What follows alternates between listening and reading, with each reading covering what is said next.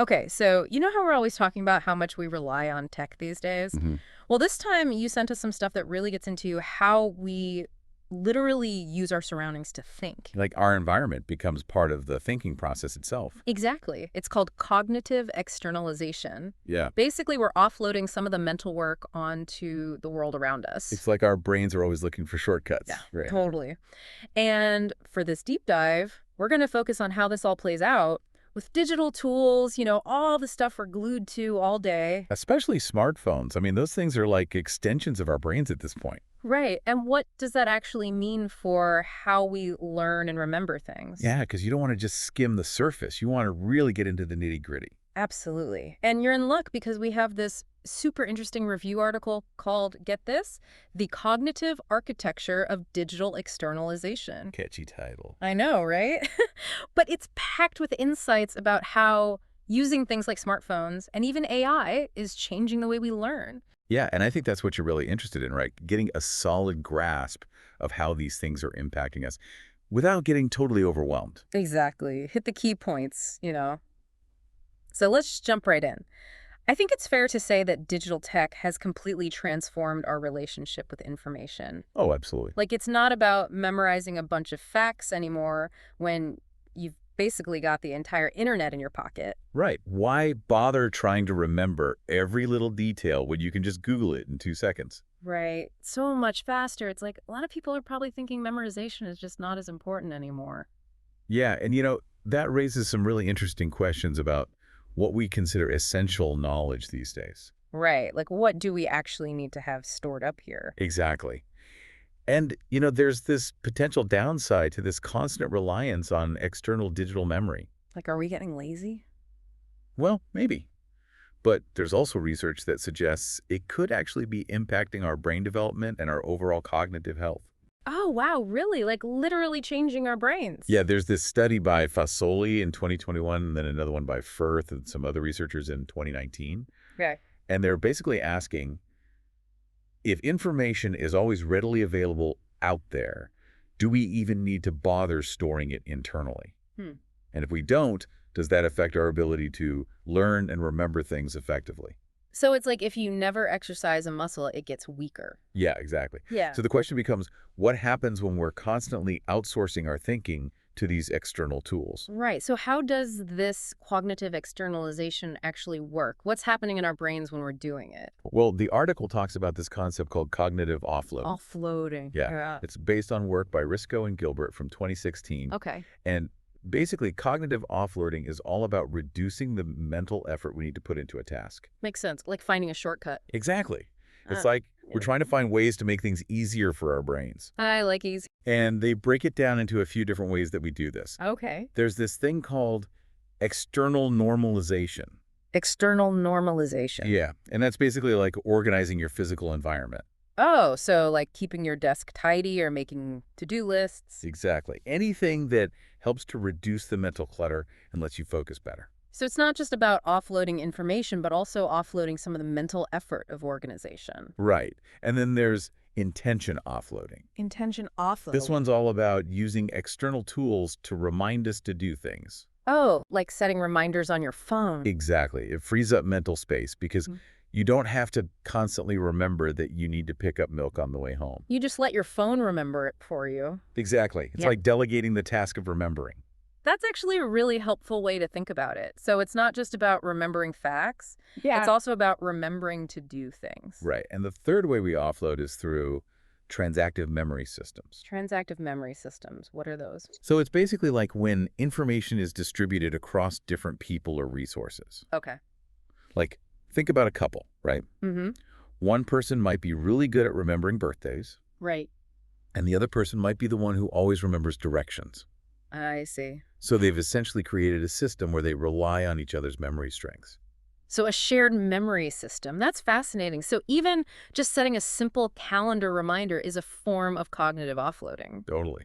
It might seem small, but it's still freeing up some mental space. That's a really helpful framework. So It's not just about offloading information, it's also about offloading intentions and even distributing memory across different people. Exactly. And you know, what's really cool is that this idea of cognitive offloading is a key part of what we're exploring today. Right, because we want to understand how all these digital tools, especially our phones, and this increasingly powerful AI are impacting our memory and the way we learn new things. Exactly. And to really understand how this offloading affects us, we need to consider the learning process itself. And that brings us to cognitive load theory, or CLT. Okay, cognitive load theory. It sounds a bit technical. It is a bit, but it's really insightful. Okay, give it to me. What's the gist? Okay, so the main idea behind CLT is that our working memory, that's the mental space where we actively process information. It has a limited capacity. So it's like a mental juggling act. Yeah, exactly. And if we try to juggle too many things at once, we're bound to drop something. Makes sense. So CLT, which was largely developed by Sweller and others starting in the late 80s, emphasizes that when we're designing learning experiences, we have to be mindful of these limitations. So whether it's a classroom lecture or an online tutorial, the way we present information really matters. Absolutely. We need to make sure we're not overloading the learner's working memory. So it's like trying to download a huge file on a slow internet connection. Yes, perfect analogy. If you try to do too much at once, everything just slows down and the download might even fail. Right. So CLT breaks down this load on our working memory into different types. Exactly. There's intrinsic cognitive load, which is basically the inherent difficulty of the material itself. Okay, so some things are just naturally more complex to learn. Right. Like you can't make advanced physics concepts simple overnight. Makes sense. You can explain them in a clear way, but the underlying concepts are still going to be challenging. Right, you can break it down, but it's still rocket science. Exactly. But then there's extraneous cognitive load. This is the stuff that really gets in the way of learning. Okay, so what kind of stuff are we talking about? It's all the unnecessary mental clutter that can be caused by poor design or presentation of information. Think confusing diagrams, irrelevant details, or just poorly organized instructions.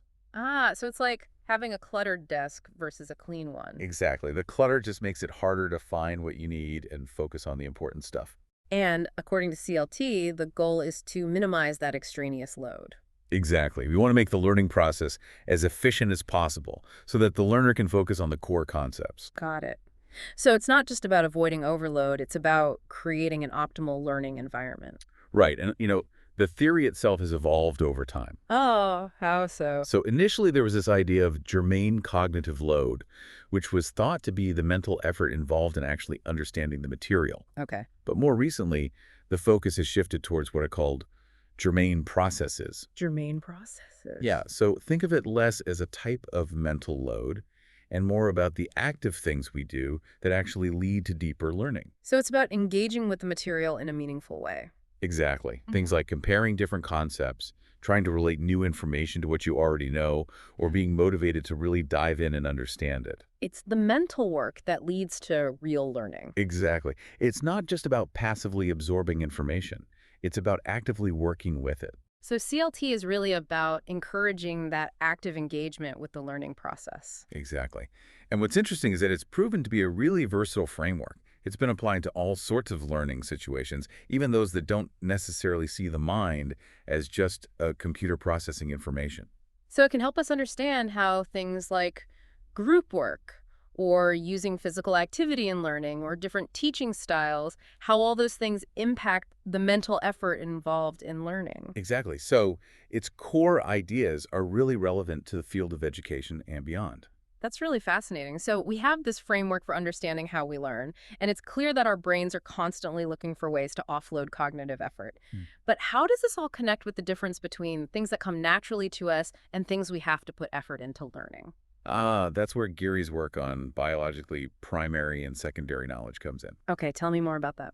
So Geary argues that we have certain abilities that are essentially hardwired into us. Like instincts. Kinda, Mhm. but more like cognitive building blocks. Yeah. These are things that we learn effortlessly without explicit instruction, like learning to speak or recognizing faces. So the stuff that just comes naturally to us. Exactly. That's what he calls biologically primary knowledge. It's thought to be shaped by evolution, and it's pretty much universal across humans. The things we just pick up as we go along. Right. And then there's biologically secondary knowledge. This is everything else. The stuff we actually have to work at. Exactly. It's all the stuff that requires conscious effort and often formal instruction, like reading, writing, math, history, all that, So basically everything we learn in school. pretty much. And the interesting thing is how these two types of knowledge interact, especially when it comes to cognitive load. How so? Well, researchers have found that we can actually leverage our biologically primary knowledge to make learning secondary knowledge easier. Oh, that's interesting. So it's like using something we're already good at to help us learn something new. Exactly. For example, studies have shown that using intuitive gestures on a tablet, like pointing or dragging, can help to reduce cognitive load when interacting with educational content. Oh, that makes sense. Like it feels more natural to use your hands to interact with something than to have to remember a bunch of complicated button presses. Exactly. It's like Ew. we're tapping into our natural primary abilities to make the learning process smoother. I like it. But here's the catch. Uh-oh. The article also points out that some digital learning tools can actually introduce new layers of biologically secondary knowledge. Oh, no. So instead of making learning easier, they actually make it harder. Well, potentially. Like, imagine you're using a fancy educational video game. Okay. You might have to spend a ton of time and mental energy just learning the rules of the game itself before you can even get to the actual educational content. So you have to learn how to navigate the interface, figure out what all the buttons do, and that's all before you even start learning the actual subject matter. Exactly. That's extraneous cognitive load creeping in, and it can really get in the way. So instead of simplifying learning, the technology itself becomes another thing to learn. Right. And that can defeat the purpose. Yeah, like a double whammy. Yeah. So the ideal, as the article suggests, is for digital learning tools to minimize the reliance on new secondary knowledge. So make the tools themselves as intuitive as possible. Exactly. You want them to tap into our more natural primary abilities as much as possible. So less buttons, more gestures. Something like that. It's all about making the technology work for us, not the other way around. Okay, so we're wired to interact with our environment, and we've been talking about this idea of cognitive offloading as a way to make things easier for our brains. Mm-hmm. But what's the driving force behind all of this? Why do we do it? That's a great question. And it gets into a really fascinating idea called the extended mind hypothesis. The extended mind hypothesis sounds intriguing. It is. It was proposed by Clark and Chalmers Mhm. back in the late 90s. And it suggests that our cognitive system isn't limited to just our brains. Wait, what? It's like our minds can extend beyond our skulls. So I'm not just thinking with my brain. In a way, no. The idea is that our cognitive processes are deeply intertwined with our bodies and the things around us. Okay, so my to-do list isn't just a piece of paper. It's actually part of my memory system. Exactly. It's an extension of your mind. That's kind of blowing my mind right now. I know, right?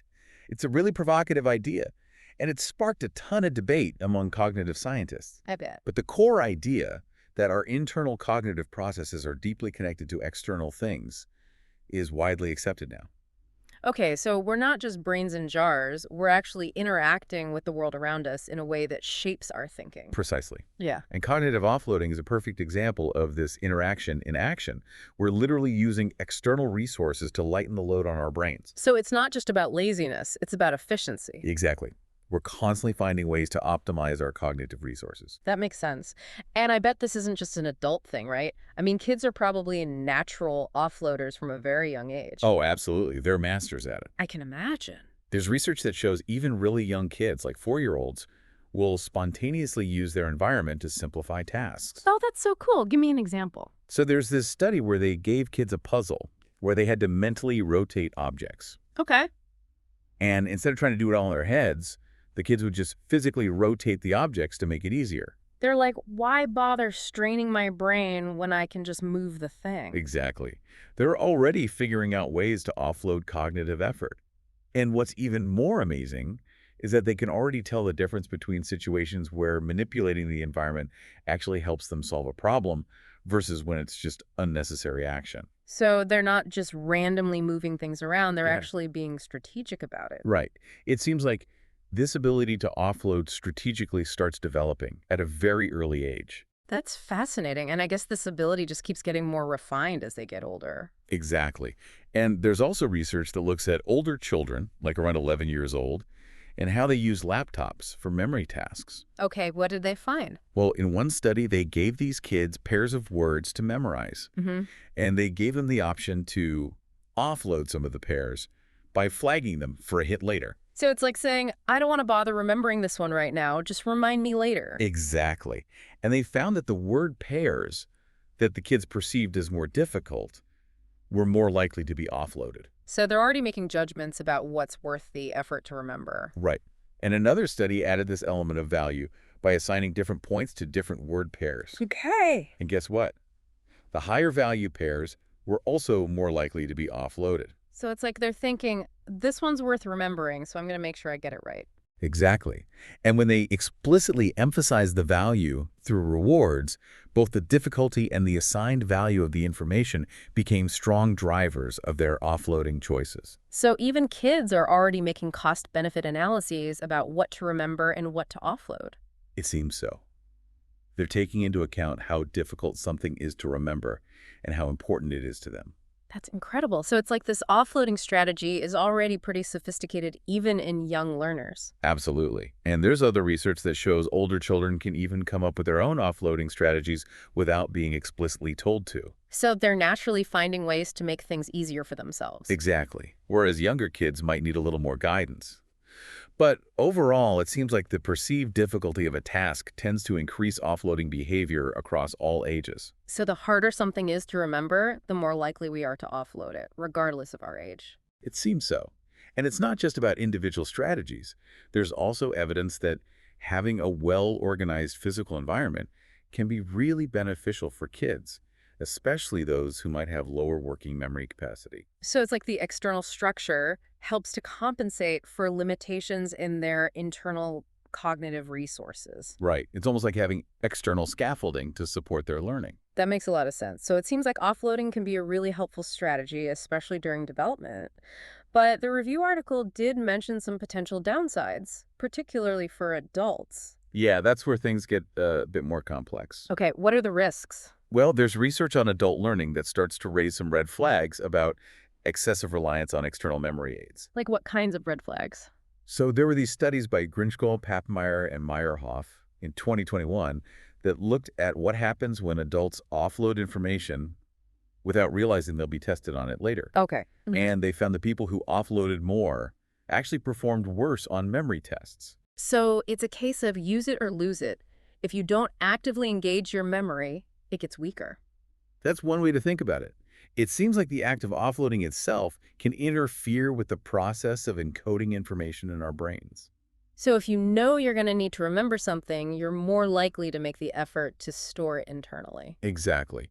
And the researchers also found that when people were told they would be tested later, they tended to offload less. So our awareness of future needs influences our offloading decisions. Right.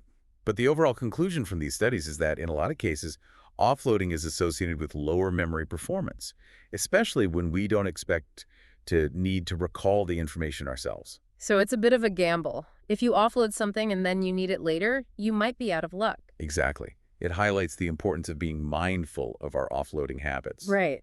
Don't just blindly offload everything. Think about what you might need later.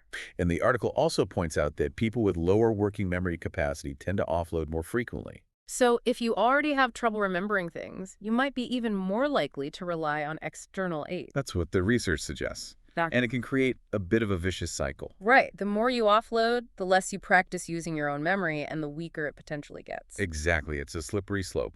And it's not just about how much we remember, but also what kind of information is affected. Okay, so different types of information might be more or less susceptible to the negative effects of offloading. It seems so. Like, there's research showing that offloading using written lists can actually increase the likelihood of false recall. False recall. So you might remember something that didn't actually happen. Exactly. You might mistakenly remember details that were only on the list and not part of the actual event. Wow, that's a bit unsettling. So our externalized memories can actually contaminate our internal ones. It's possible.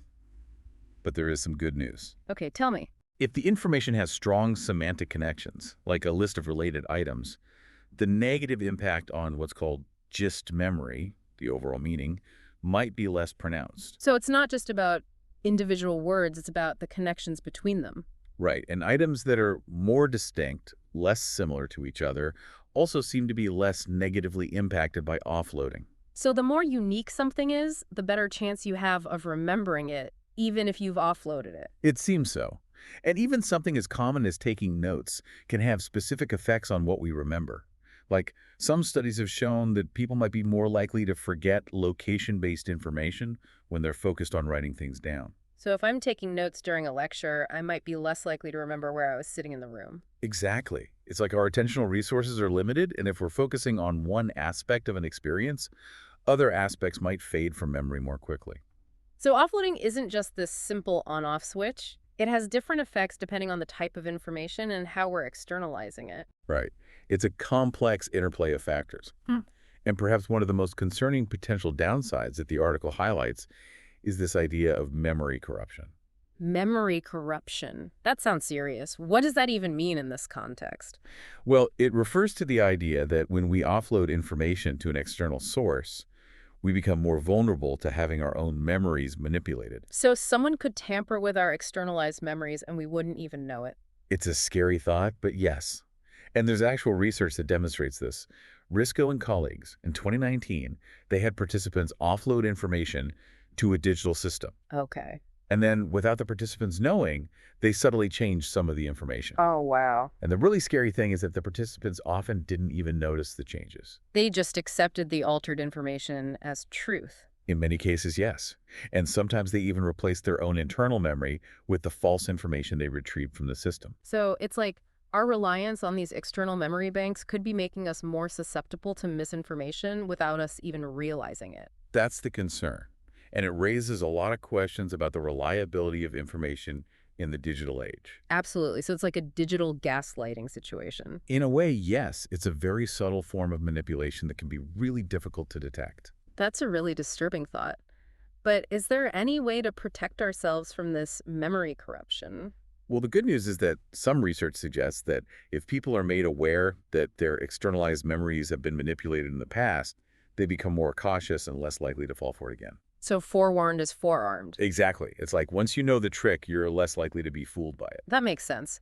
But still, this idea of memory corruption is really unsettling. It is. It really highlights the potential risks of relying too heavily on external information sources. And the article draws an interesting analogy to something in the world of computers, right? Yeah, the concept of pointers in programming. Remind me, how do pointers work again? So in certain programming languages, like C, a pointer doesn't actually hold the data itself. It just holds the address of where the data is stored in the computer's memory. Okay. And this can be really efficient, but it can also lead to errors if the pointer gets messed up. Like if it's pointing to the wrong location. Exactly. And the article suggests that our biological memory might work in a similar way. So instead of storing all the information internally, we might just be storing pointers to where we can find it externally. That's the idea. And if those external sources are compromised or manipulated, it could effectively corrupt our understanding. That's a really powerful analogy. It really makes you wonder what those biological pointers in our brains might be like. It's a big open question in neuroscience. But it highlights the potential vulnerability of our memory systems in a digitally connected world. So we might not just be offloading information, we might be offloading the responsibility of remembering itself. In a way, yes. And that brings us to another really crucial factor in all of this: value. Value, like how much something is worth to us. In a way, yes.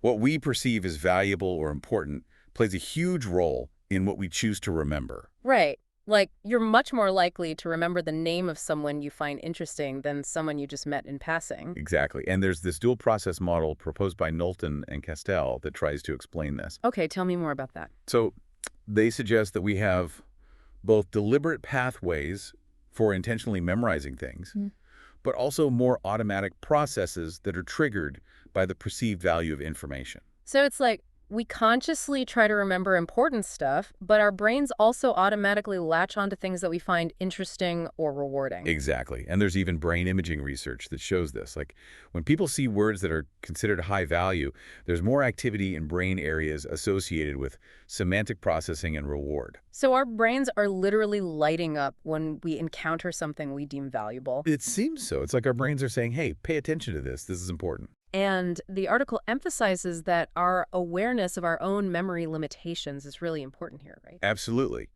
When we realize we can't remember everything, we become more selective about what we try to remember. Reprioritize. Exactly.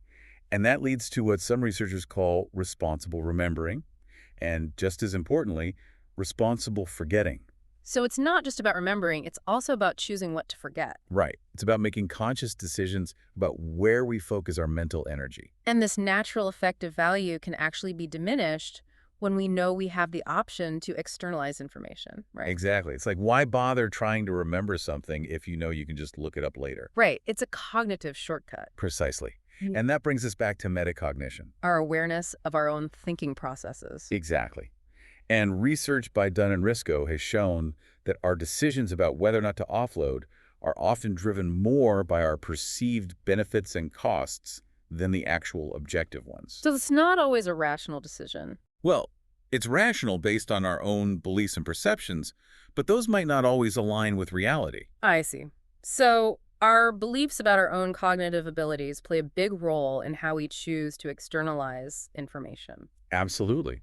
And there's even research that suggests people with lower confidence in their memory are more likely to offload. So it's like a self-fulfilling prophecy. If you don't think you can remember something, you're less likely to even try. It seems so.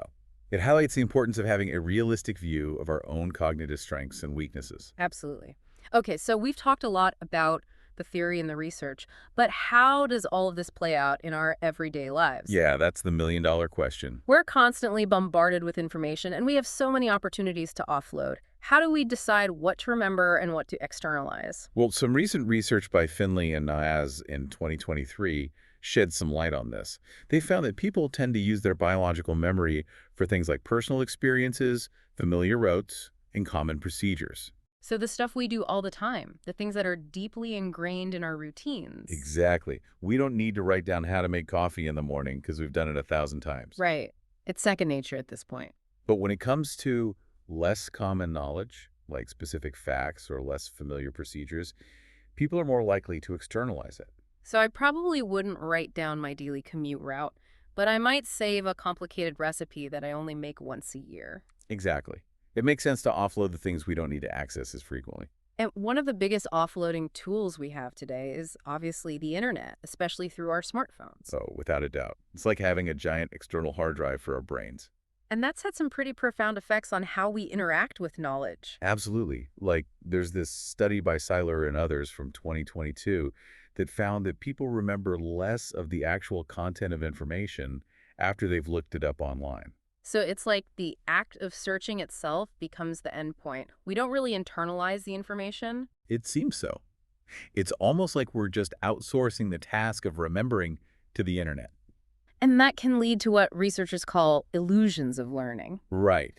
We might feel like we've learned something just because we found it online, even if we haven't actually committed it to memory. It's like we're confusing knowing where to find information with actually knowing the information. Exactly. And our search fluency, how quickly and easily we can find things online, can actually mislead us into thinking we'll remember it better later. So it's like our metacognitive awareness is extending to these external digital stores, but it's not always accurate. Right. And we also tend to overestimate our ability to perform tasks when we know that relevant information is available online. So the internet is giving us a false sense of competence. It's a possibility. It's almost like we're becoming overly reliant on these external crutches. That makes sense. But there are some ways to mitigate this, right? There are. Like, one study found that if you take a moment to think about a question before you immediately search for the answer, you're more likely to remember the answer later. So engaging with the question before you Google it actually helps. It seems so. It's like you're giving your brain a chance to activate its own retrieval processes. And perhaps unsurprisingly, the more we rely on the internet, the more likely we are to turn to it in the future. Right. It can become a habit, and not always a good one. So it's like we're